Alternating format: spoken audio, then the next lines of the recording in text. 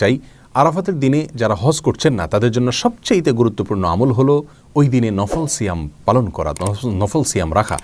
এ প্রসঙ্গে সহিহ মুসলিমের হাদিসে রাসূলুল্লাহ আকরাম সাল্লাল্লাহু আলাইহি ওয়াসাল্লাম ইরশাদ করেছেন, সিয়াম ইয়াউমি আরাফা আহতাসিবু আলাল্লাহি আন ইউকাফিরা আস-সানাতা আল্লাতী ক্বাবলাহু ওয়াল্লাতী বা'দাহু।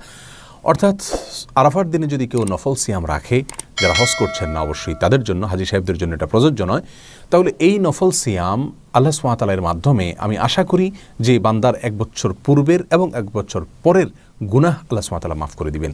প্রিয় দর্শক, অতএব আরাফাতের দিনের সবচেয়ে বড় আমল, প্রধান আমল হলো এই দিনে আমরা সিয়াম পালন করব। আরাফাতের দিনে সিয়াম আমরা ঠিক কোন দিনে পালন করব এ নিয়ে যথেষ্ট ধোঁয়াশা এবং বিতর্ক রয়েছে। স্কলারদের মধ্যে থেকে অনেকে বলে থাকেন, যেহেতু রাসূল আকরাম সাল্লাল্লাহু আলাইহি ওয়াসাল্লাম আরাফাতের দিন বলেছেন, 9 তারিখ বলেননি, অতএব আরাফাতের দিনটি সৌদি আরবে যদিও চন্দ্র মাসের 9 তারিখ হয়ে থাকে, তারপরেও যেদিন হাজী সাহেবগণ আরাফাতে অবস্থান করছেন আমরা ওই দিনে রাখব।